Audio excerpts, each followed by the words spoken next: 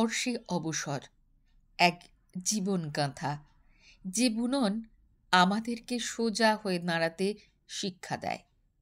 আমাদের স্টুডিওতে আসা এমনই এক লড়াকু গৃহবধূ, এক মা, তানিয়া সাধু ঘোষের মুখোমুখি পর্বের আজ দ্বিতীয় সেখান দিন। থেকে কিছু কাঁচামাল কিনে নিয়ে আসা এবং সেই কাঁচামালগুলো দিয়ে বাড়িতে একটু ট্রাই করা, আশেপাশে দু একজনকে দেখানো এবং সেখান থেকে দু একজনের নেওয়া ওই একটু একটু জিনিস ফেরত আসা, এই আবার ডিপ্রেশন।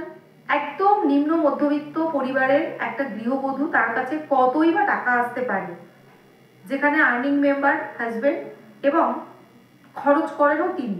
একদিন যাওয়ার পথে আমার বেশ কিছু বান্ধবীদের গ্রুপের সঙ্গে দেখা এবং তারা এক জায়গায় একটা দোকানে দাঁড়িয়ে খাচ্ছিল এবং ভীষণ গল্প গাছা করছিল, বেশ খুব একটা ফান লাইফ তাদের দেখলাম।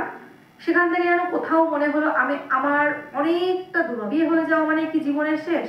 না, সেটা হতে পারে না। বাচ্চা হয়ে যাওয়া মানে কি সব শেষ? না, সেটা হতে দেওয়া যাবে না। তাহলে কি করব? পারমিশনের ব্যাপার আছে, আমি রোজগার করি না, আমার বাবার তরফ থেকে সেরকম কিছু পাওয়ার আশা নেই, ইনলসদের থেকেও কিছু পাওয়ার সেরকম আশা নেই। তাহলে আমার বড্ড নেশা ছিল বিভিন্ন ম্যাগাজিন, আনন্দবাজার, রবিবাসরীয়, এইসবের খুব নেশা ছিল, পুজোর সময়ের পত্রিকা, এগুলো। তো ওই পড়তে পেপারের ভাঁজের মধ্যে গভর্নমেন্ট জবের জন্য যে কোচিং সেন্টারগুলো হয় সেরকমের একটা আমি খোঁজ পেলাম এবং হাজবেন্ডের সঙ্গে দীর্ঘ কয়েক মাস আলোচনার পর একটা সিদ্ধান্তে সে এলো যে হ্যাঁ, সে আমাকে পড়াবে। যদি আমি সরকারি চাকরির জন্য পড়ি তাহলে তার সহমত আছে, আদারওয়াইজ তার সহমতি নেই। সে নিজে গিয়ে আমাকে ভর্তি করে, সেখানে ভর্তি হলাম। শুরু হলো একটা নতুন জার্নি। এই জার্নিটার মধ্যে বাচ্চা, তার কি ভূমিকা? হ্যাঁ, ওই যখন হাজবেন্ড বাড়ি আসছে আমি যাচ্ছি, আর একান্তই যখন দুজনকেই বেরোতে হচ্ছে, শাশুড়ি মা অনেক মিনতি টিনতি করে এদের কাছে একটুখানি রেখে যাওয়া, জাস্ট 1.5-2 ঘন্টার জন্য ছুটতে ছুটতে যাওয়া, ছুটতে ছুটতে আসা। একান্তই যেদিন কোনো পক্ষই দুপক্ষই হয়তো ব্যস্ত কোনো না কোনো কারণে, সেদিনকে তাকে নিয়েই যাওয়া এবং স্যারদের কাছ থেকে পারমিশন নেওয়া আমি বাচ্চা সহ ক্লাস করব, একদম কোচিংয়ের শেষ যে বেঞ্চটা সেখানে বসে করব। এবং লাকিলি আমি সমস্ত স্যারদের কাছ থেকে ভীষণ সহমতি পেয়েছি। সেখান থেকে শুরু হলো আরেকটা জার্নি।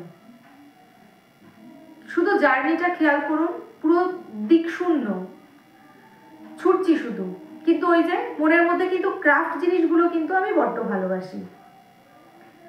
এইটা করতে করতে যখন দেখলাম চাকরির জন্য তো আমি পড়তে এসেছি, কিন্তু বেশ কিছু আমার পছন্দের চাকরি, ডিফেন্সের চাকরি, রেলের চাকরি, আমি স্কুল প্রফেশনটা খুব একটা পছন্দ করতাম না, আমার কোনো সময় ন্যাকও ছিল না, আমার বেশ শিফটিং ডিউটি, মানে আমি নির্দিষ্ট একটা সময়, নির্দিষ্ট একটা গতিবিধি মেনে চলতে হবে, এই জীবনযাপনটাই একদমই পছন্দ করতাম। তো এই রেলের চাকরি, ডিফেন্সের চাকরি, বিভিন্ন এইসব যে চাকরিগুলো, আমি এগুলোকেই বেছে নিয়েছিলাম এবং এর জন্য আমাকে মাঠ করতে যেতে হতো।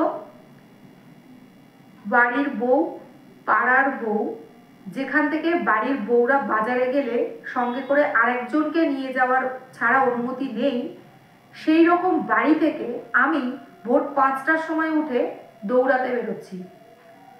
বেশ কিছুটা রাস্তা হেঁটে যাচ্ছি, তারপরে ওখান থেকে দৌড়াচ্ছি। এতটা পর্যন্ত মাফলার জাতীয় জিনিস দিয়ে ঢেকে নিতাম, ওড়না, সুতির ওড়না দিয়ে এরকম করে ঢেকে নিতাম, যাতে কেউ চিনতে না পারে এটা অমুকের বউ। যাই হোক, প্রথম প্রথম এগুলো হয়েছে, আস্তে আস্তে অভ্যাস হয়ে গেছে, আস্তে আস্তে সবাই জেনেও গেছে আমি যাই, আমি এরকম রাস্তা দিয়ে দৌড়াই, কোনো মাঠে যেতাম না, ওপেন রাস্তা দিয়ে দৌড়াতাম। করতে করতে করতে করতে আস্তে আস্তে একটা মাঠ ছিল, আস্তে আস্তে আস্তে মোটামুটি বছর চলছে, এগুলো পড়াশুনো চলছে, বাচ্চা, সংসার, হাজবেন্ড, আবার বেশ ভালো লাইফ চলছে। বছর দেড় হতো, তখন দেখছি এইচএস কোয়ালিফিকেশনের চাকরি খুব একটা নেই, আর যে চাকরিগুলোকে আমি টার্গেট করে নিয়ে ভর্তি হয়েছিলাম, আস্তে আস্তে আমার বয়সটা পার হতে থাকছে সেদিক থেকে। তো সেখান থেকে দাঁড়িয়ে স্যারেরই পরামর্শে স্যার আমাকে বললেন, তুমি আবার গ্রাজুয়েশন কমপ্লিট করো, আর তুমি এটাও রানিং রাখো, ওদিকে গ্রাজুয়েশন কমপ্লিট করতে করতে তুমি এদিক থেকেও ভালো পোক্ত হয়ে যাবে, দেন তোমার কাছে ভালো ভালো আরো অপরচুনিটি আসবে। স্যারের কথা শুনলাম, আবার বললাম সে হাজব্যান্ডের সমস্ত কিছুতে, এইসব জনিত সমস্ত কিছুতে তার অনুমতি ছিল। সে আমাকে নিজে গিয়ে আমাদের এই হাবড়া কলেজে ভর্তি করে এলো। এবং এই পর্যায়ে জামশেদ বলে আমার একটি বন্ধু, ছোট ভাইয়ের মতনই, আমার অনেক ছোট, ওর অবদান আমি কোনোদিন ভুলতে পারবো না। যদি ও আমাকে প্রপার টাইম মতো ইনফরমেশনগুলো পাস না করতো, হয়তো আমার পক্ষে আবারও গ্রাজুয়েশন কমপ্লিট করা হতোই না। যেখানে যা কিছু করার সমস্ত সাহায্য ও আমাকে করেছে, আর আমি গ্রাজুয়েশন কমপ্লিট করার উদ্দেশ্যে আবার ছুটলাম। এই পর্যায়ে বলি, আমি যে গ্রাজুয়েশন করছি এ কিন্তু পারিবারিক লোক খুব একটা জানে না। বাপের বাড়িতে বাবা মা ছাড়া আর শ্বশুর বাড়িতে শাশুড়ি হালকা পাতলা, এর বেশি খুব একটা কেউ জানে না। চলছে এভাবে। গ্রাজুয়েশন যে বছর ফাইনাল ইয়ার, সেই বছর দ্বিতীয় সন্তান কনসিভ করলাম। এবং এতদিনে আমাদের সিচুয়েশন বেশ খানিকটা অন্যরকম, অর্থনৈতিকভাবেও বদলে গিয়েছে। এই যে জার্নিটা আমি বলছি, এই জার্নিটার মধ্যে আমি এতটাই ব্যস্ত ছিলাম, সন্তান, সংসার, আমার এই রকম একটা পার্সোনাল জার্নি, তাতে আমার হাজবেন্ডের লাইফে কি চলছে কি না চলছে, এটা আমি আমার ব্যর্থতা বলবো না ঠিক ছিলাম আমি জানি না। এটা আমার কাছেও একটা বড় প্রশ্ন। আমি না তার দিকে আর ওরকমভাবে খেয়াল দিইনি। আমি আমার জীবন নিয়ে ভীষণ হ্যাপি, আমি আমার মতো চলছি। সে আসছে, সে সংসার চালাচ্ছে, বাইরে যাচ্ছি, খাচ্ছি, যাচ্ছি, ঘুরছি, ফিরছি, সমস্ত কিছু সেটেল। দ্বিতীয় সন্তান যখন কনসিভ করলাম, কেন জানি না তখন জীবনটা একটু এলোমেলো হলো। সন্তান নেব কি নেব না, এরকম একটা কোয়েশ্চেন এলো। আবারও সমস্ত সিদ্ধান্তের আঙুলগুলো আমার দিকে। যেহেতু আমার ছোটবেলার জীবনটা বড্ড একাকিত্বের মধ্যে কেটেছে, তো আমার ছোটবেলা থেকেই খুব মনে হতো আমার একটা সিবলিংস থাকলে আমার জীবনটা হয়তো একটু ভালো হতো। সেই জায়গা থেকে আমার বরাবরই সিদ্ধান্ত ছিল, সবসময় এটা আমার নিজস্ব ব্যক্তিগত, যে কোনো পরিস্থিতি হোক না কেন আমার দুটো সন্তান লাগবেই। তো সেই জায়গায় খুব একটা বেশি কারো সাপোর্ট পাইনি। হ্যাঁ, তখন বাপের বাড়ির দিক থেকে একটু বেশ সাপোর্ট ছিল। হাজব্যান্ড বলেছিল বাচ্চা অ্যাবর্শন না করতে, যাই হোক চললো।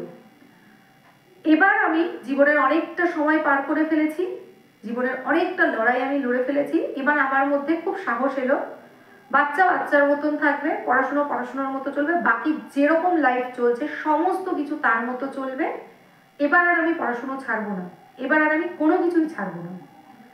চললো ফাইনাল ইয়ার, বারাসাত গভর্নমেন্ট কলেজে সিট পড়লো। প্রচণ্ড কষ্ট, সেটা আমার সঙ্গে যারা গিয়েছে তারা জানে আমি ঠিক কতটা কষ্ট ফেস করে এই পরীক্ষাটা দিয়েছি। অনেকেই নানান অজুহাত দেয়, অনেকে আমাকে বর্তমানে এটা নিয়ে ঠাট্টাও করে, ও তুমি তো শিক্ষিত তাই জন্য তোমার চাকরি পেতে অসুবিধা হয়নি, তুমি জিনিসগুলো খুব তাড়াতাড়ি বুঝে যাও হয়তো। জানি তারা ব্যঙ্গে সুরে বলে, কিন্তু তারা জানে না যে ঠিক কতটা কষ্ট করলে বাড়ির একটা গোটা সংসার, একটা বাচ্চার জন্য রান্না করা গুছিয়ে রেখে দেন আরেকটা বাচ্চা ক্যারি করে 6টা স্টেশন পার করে একা হেঁটে স্টেশন থেকে, কারণ গাড়ি চড়ার থেকে আমার কাছে হাঁটাটা বেশি সেফ মনে হতো, পরীক্ষা দিতাম 4 ঘন্টা পা ঝুলিয়ে, তারপরে আবার বিকেলের ওই ভিড় ট্রেন সেটাতে করে আসতাম। যাই হোক, ঈশ্বরের আশীর্বাদ ছাড়া কোনো কিছুই সম্ভব হয়নি। ঈশ্বর আশীর্বাদ না থাকলে হয়তো এগুলো আমি করতেই পারতাম না, এত শক্তি আমি পেতাম না। সেখান থেকে আমার ফাইনাল ইয়ার এক্সাম শেষ হলো, তার ঠিক 10 দিন কি 12 দিনের মাথায় আমার দ্বিতীয় সন্তান হলো অপোজিট জেন্ডার। ভীষণ আনন্দ, বাকি কে আনন্দ পেলো না পেলো আমাদের তাতে কোনো ভ্রুক্ষেপই ছিল না, আমরা আনন্দিত। কিন্তু তখন থেকেই হাজবেন্ডের মধ্যে বেশ কিছুটা তফাৎ দেখতে পারতাম আগের আর পরে। সেটা যে আমার দ্বিতীয় ইস্যু, জেন্ডার ইস্যু, এইসব কিছু না, অন্য কিছু একটা চলছে, এটা আমি বুঝতে পারছিলাম।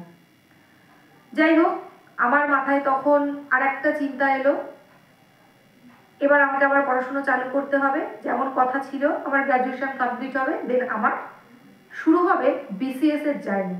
কারণ ততদিনে আমি এই প্রফেশনটাকে বেছে ফেলেছিলাম এবং তাতে আমার হাজবেন্ডেরও খুব সহমতি ছিল এবং সে আমাকে বলেছিল বাচ্চাদের টেক কেয়ার সে যতটা পারবে ততটা করবে, আমার জন্য একটা পড়াশুনোর কমফোর্টেবল পরিবেশ সে দেবে এবং সেটাতে সে ভীষণভাবেই আমাকে সাপোর্ট করেছিল। কিন্তু ওই যে শুধু তো সব কিছু সবাই জীবন সবার প্ল্যানিং মতো চলে না, তো কি কি অপেক্ষা করছিল জীবনে তখনও আমরা জেনে উঠতে পারিনি। আস্তে আস্তে করে একটার পর একটা আমরা পার করতে শুরু করলাম।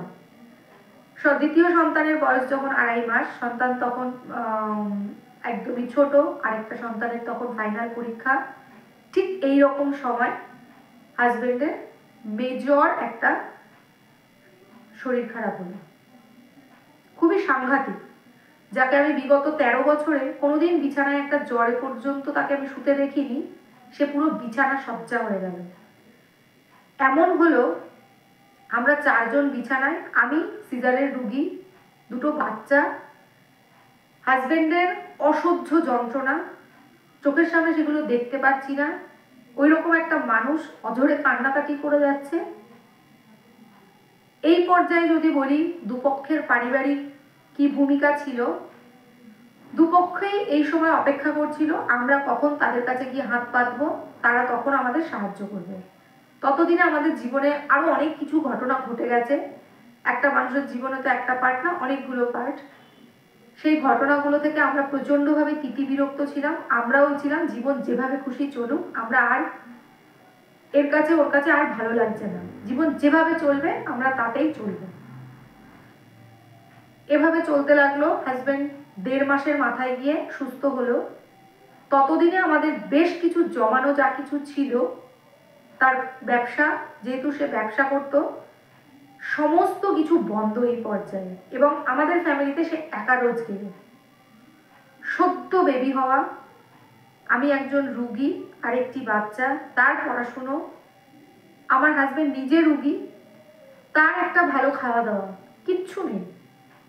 জীবন পুরো ছাড়খাড় অবস্থা। ক্রমাগত সে ডিপ্রেশনে যেতে লাগলো এবং আমি হেল্পলেস, আমি কিচ্ছু করতে পারছিলাম না, কান্নাকাটি করা ছাড়া আমার আর কোনো রাস্তা ছিল না। বেশ কিছু ঘরোয়া বন্ধু এই সময়ের সাক্ষী, তারা জানে এই সময়টা আমরা কিভাবে পার করেছি, তারাই সাক্ষী। যাই হোক, এটা ওভারকাম করলাম। এবার আসলো সেই পরিস্থিতি, যে পরিস্থিতিটা কিনা যতটাই উপরে ওঠার চেষ্টা করছিলাম বা এত দিন ধরে যে জার্নিটা পার করছিলাম, সব কিছুর ছন্দপতন, এক নিমেষের মধ্যে সব শেষ। 21 সাল, 21 তারিখ, 21শে জানুয়ারি।